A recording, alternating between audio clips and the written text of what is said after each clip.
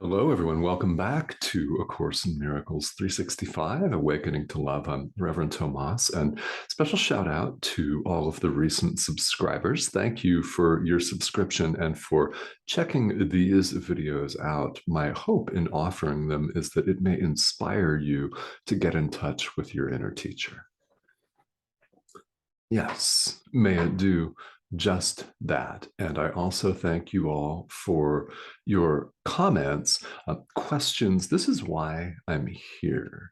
This is why I'm here. So I very much appreciate those and invite them here on YouTube, or if you happen to follow me on social media, then that's a very, very good place to reach me as well. Also, my email is excellent.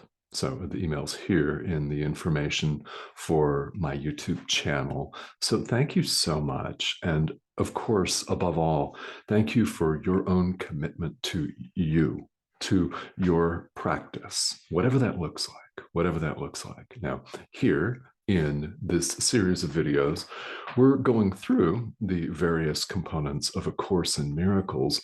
But if you're just joining us, I know some of you are longtime course students, as I am, and some of you are not, but this is a self-study curriculum, and that really means exactly what it says. You can take any part that you're called to take at a given time. And because it's self-study, it's also universal in theme and application. And this means that it's something you can use to benefit your walk, your journey, your path, no matter what tradition or traditions you currently practice, if any. If any. This can stand all on its own as a spiritual practice, or it can be used to illuminate one's path that may have a different outward appearance.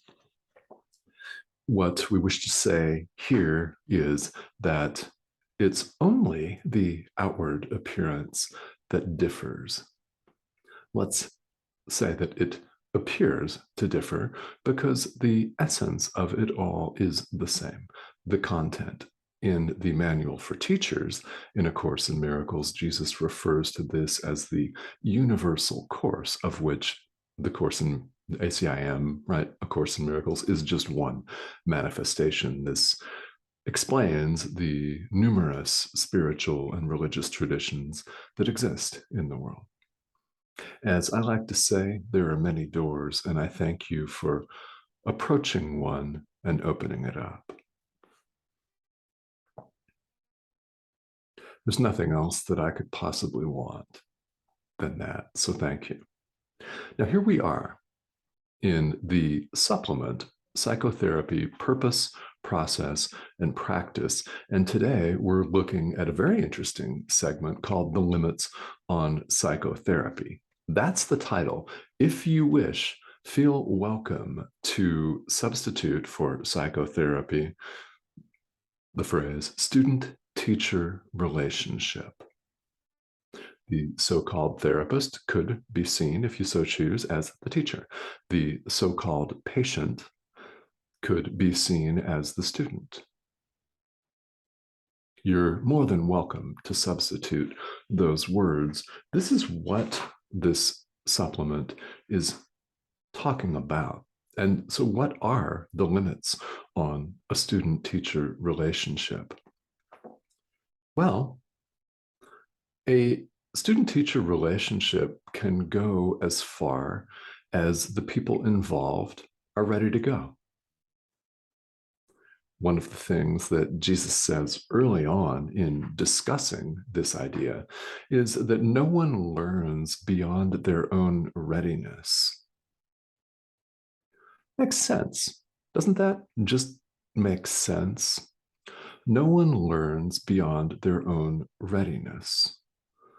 One of the beautiful things about spirituality is that a non-human teacher, right, like the Holy Spirit, will never force anything down our throats. If we're not ready, we won't learn it because we're not ready. That's all. So no one learns beyond their own readiness to learn. The good part here is the state of readiness can and does change. It changes a lot. Think of your own walk. If you have, and I know a number of you have practiced or studied and practiced many different spiritual traditions. In fact, some of you may have what we would refer to as a syncretic organized practice, or it could be a sampling of many different traditions where you've taken what applies to you from each. Again, there are many doors. There are many doors. So this is just one of them. And however you have approached your spiritual practice, you may have noticed that, well, you're not the same person you were when you set out. In other words, you're ready for more. You're watching this video because you're ready to entertain the ideas contained in A Course in Miracles. You do not have to be fully consciously aware of that and actively seeking this out in order to benefit. Inevitably, as I turn on the camera and microphone, I'll say something that you're meant to hear. What form will that take to you? I don't know. My job is simply to show up and teach. So understand that learning situations change. Now let's come back to the context of a teacher-student. The learning situations change and vary for both. States of readiness change over time for both student and teacher. Neither one will learn beyond their current state of readiness. So here is a very interesting difference. Someone that shows up as a spiritual teacher, as I do, or as a coach, or as a therapist, a licensed clinical social worker, perhaps you are among these people that plays that role for various people here in the world. Perhaps you do it professionally. Perhaps you do it just a little bit more, well, basically, right? Without the professional degrees and accreditation, you may be that person that people come to and feel safe talking to with everything.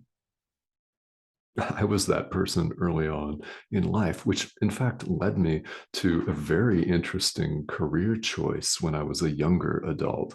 I was in mediation, alternative dispute resolution, and what I wound up in was a, a contract situation where I had high stakes family disputes, in other words, custody and parenting time situations for parents that were divorcing or going their separate ways with children if they weren't married, and they had the parenting time issues, the child custody issues, the very intense stuff.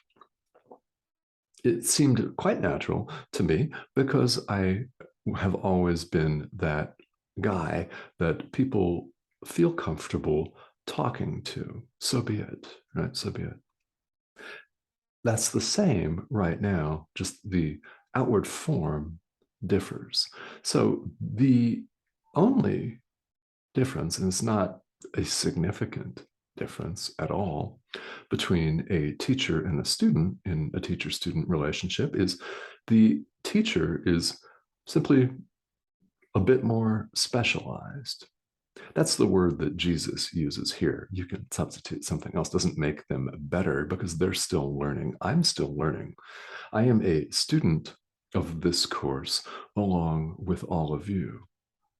I'm called to teach it. And if you are a spiritual teacher or a minister or a coach, anything like that, you'll know that, well, there's some reason why you are. And we learn by teaching. So the more someone like myself shows up and teaches, the more this person learns. And I can tell you that's 100% true in my case. The more I turn on the camera and microphone, the more I learn. Now, this is very interesting because this does apply to each and every one of us. We learn by teaching, and you are a teacher. You do not have to hold yourself out as one in the world. You don't have to have a formal education or a master's degree. You don't have to have a state issued or government issued provincial certification, right? Wherever you live in the world, you don't have to have any of those credentials to nonetheless teach. Each and every one of us is teaching and learning at exactly the same time. We're always interacting with each other.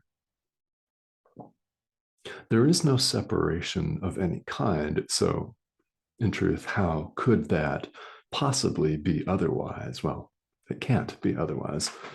That's the way it is. We're always interacting with each other because there's one of us.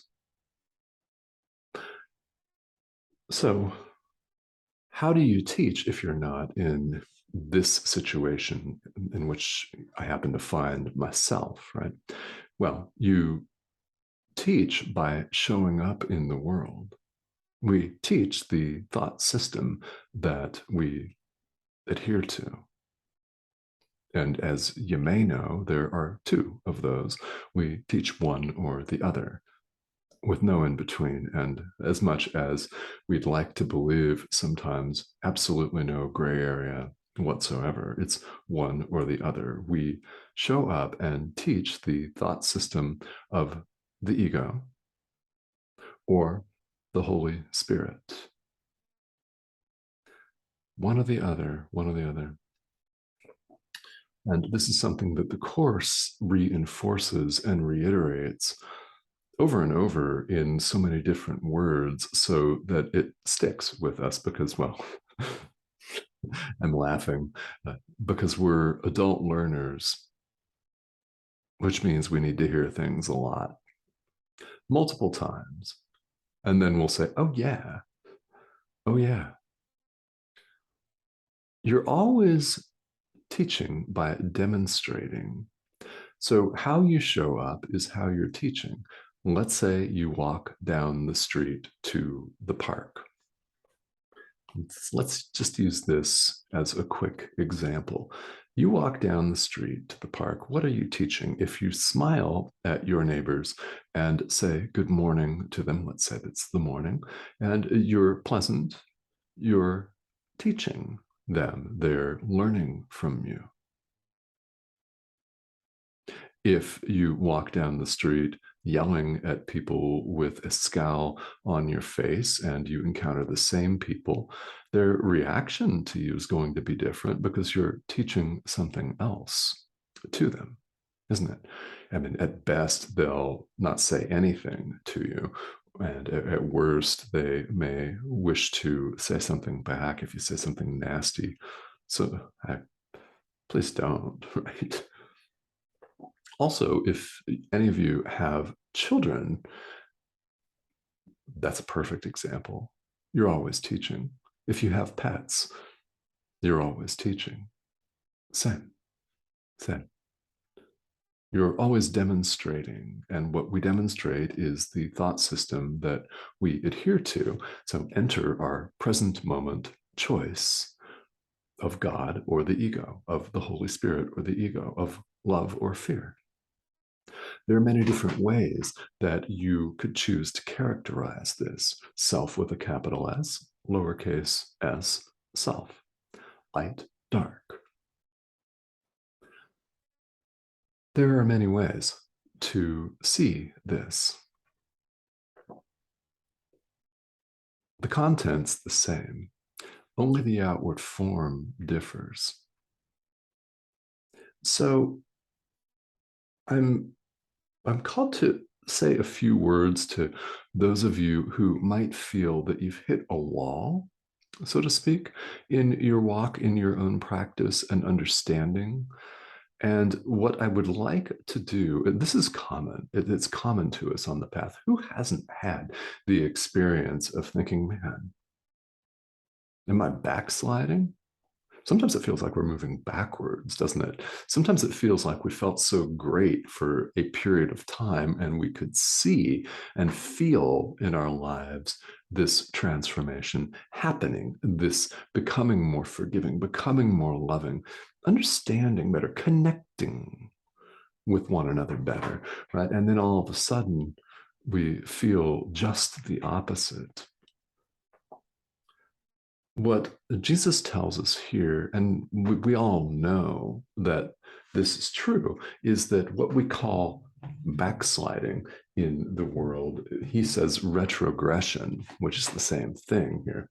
This is the end of paragraph 1, page 9 in this pamphlet, Psychotherapy, Purpose, Process, and Practice. Yeah, he says retrogression is temporary. The overall direction is one of progress toward the truth. So a so-called backslide is temporary. The overall direction is one of progress toward the truth. So if you feel yourself in one of these stuckness situations, what is the forgiveness opportunity for you? It's a good question to ask, right? Ask your inner teacher, ask your guide or guides. And if you have a human teacher, ask your human teacher, what is the lesson here? What am I to forgive here? What do I do with this? Good questions. Good questions, all of them, to bring to your inner teacher. Because it may be that there is something specific for you to learn, and then the upward trajectory, upward, so to speak, right?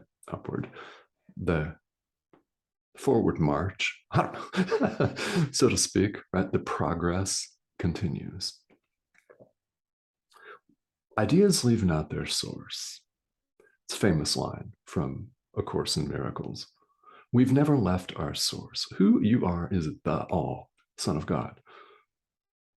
Not a body, but spirit. And who you are has never left your source, our source.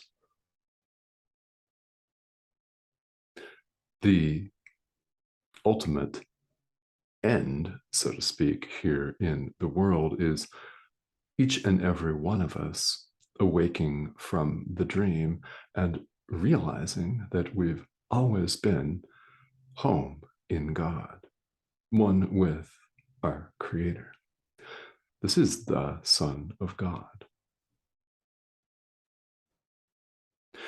When we say there's no separation of any kind, that is literal. It's literal. If you find yourself in a place where you feel like you're backsliding, please take heart, and it's worth asking what you need to forgive, what you need to learn right here at this given time. Understanding and relaxing and trusting, as we all learn to relax and trust on the path, that the end is certain. You have begun the journey. You're interested in these videos. These are not videos about, well, about sex therapy. Right? These are not videos about sports. They're not videos about any other aspect of life. This is about your spiritual path, your deep dive into who we all really are. Believe me, you've begun the journey. The end is certain. Now, as always, there is help available to you on the path.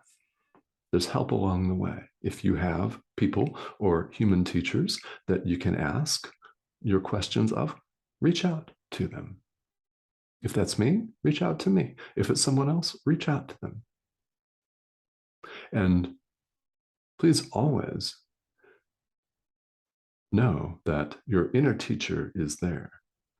You may, and certainly, well, we're invited to. We're invited to ask our inner teacher and to get in touch with our inner teacher. This is one of the things that A Course in Miracles aims for us to do. Ask. Some of you have non-human teachers. Ask. Whatever your teacher looks like or is not, right? Ask.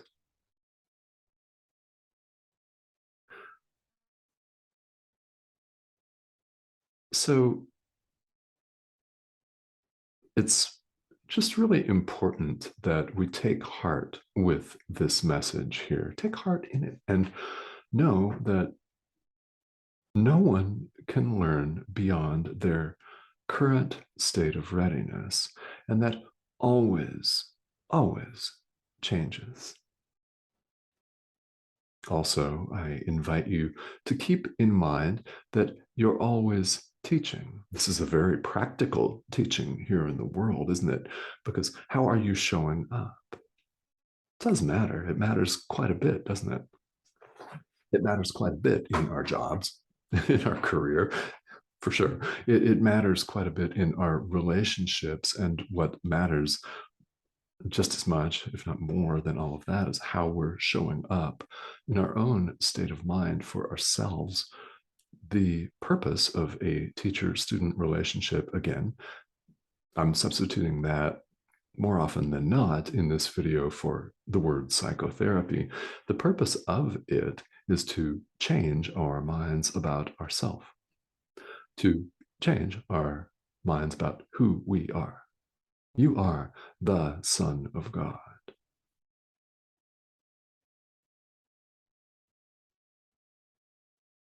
Just take heart and know that that is true.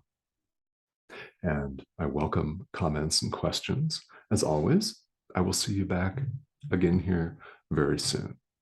Have a great day, everybody.